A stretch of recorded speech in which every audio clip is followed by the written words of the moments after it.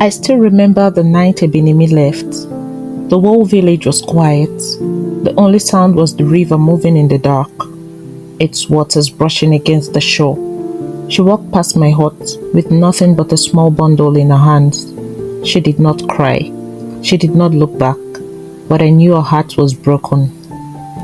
Ebinimi had been the pride of our village.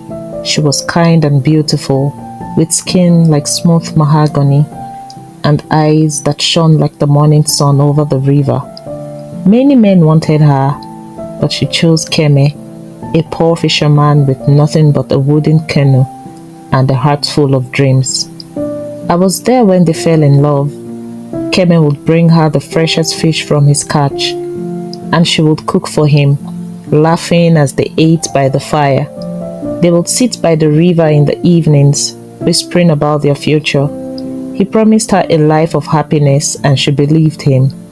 They married in the dry season when the air smelled of salt and palm wine, and everyone danced under the moonlight.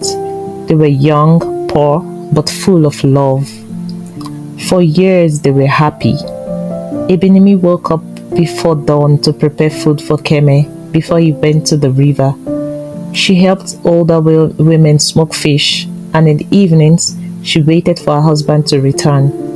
Keme worked hard, spending long hours on the water, sometimes returning home with nothing. But Ebinimi never complained. "We have love," she would say, smiling. And for a long time, love was enough.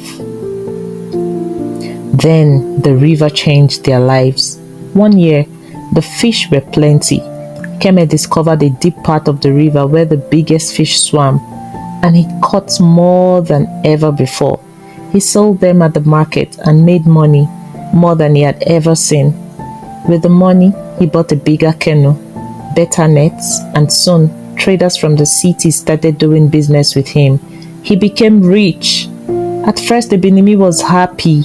She had seen Keme struggle, and now his hard work was paying off. They moved into a bigger house with a tin roof instead of palm fronts. He bought her fine clothes and golden earrings that sparkled in the sun. But something was different. Keme changed. He spent more time in the city, meeting with traders, drinking palm wine with men who had never known his struggle. He stopped coming home early. He stopped eating the food Ebinimi made for him. One evening, I found her sitting by the river alone. She looked at the water, her face empty. "Keme is not the same," she said. "He does not see me anymore." I wanted to tell her that things would get better, but deep down, I knew they would not. Then came the night of the festival. Everyone was dancing and singing, but Ebinimi stood still, watching Keme. He was with a woman from the city. She wore fine clothes and had soft hands that had never touched firewood or washed fish. Keme laughed with her, whispered in her ear, the way he once did with Ebinimi. When Ebinimi confronted him, he did not even try to hide it. "You're just a village girl," he said. "You do not understand my world." I saw the pain in Ebinimi's eyes, but she did not cry. She only nodded and walked away. The next morning, she left. She did not take the gold earrings or the fine clothes he had bought for her, just a small bundle of her things and the love she once gave so freely. Keme did not care at first. He continued his life of wealth and pleasure. But the river is a strange thing. It gives and it takes. Not long after Ebinimi left, Keme's luck ran out. His business failed. The traders from the city abandoned him. His big house fell into ruin, and his fine clothes became rags.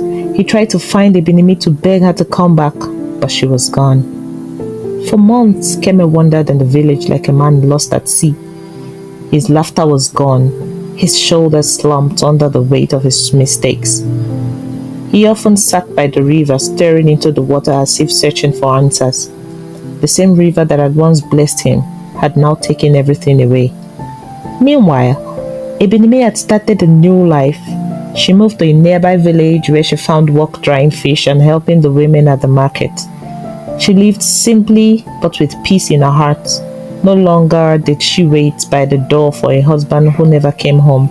No longer did she wonder if she was enough. One day, I saw her again. She had returned to visit her family. She looked different, stronger, wiser. She no longer carried the sadness in her eyes. She had found happiness on her own. Keme heard she was back and came to see her. He fell to his knees, his face full of regrets. Ibinimi, please, I have nothing left. Forgive me, he pleaded. She looked at him for a long time, her expression unreadable. Then she sighed. Keme, you lost me when you forgot who you were. She turned and walked away, just as she had that night by the river.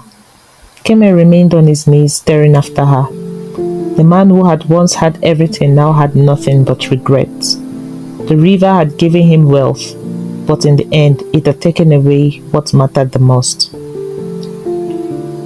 And that is how Ebinimi, the girl who once loved with all her heart, learned that love should never be blind, and how Keme learned too late that some mistakes can never be undone.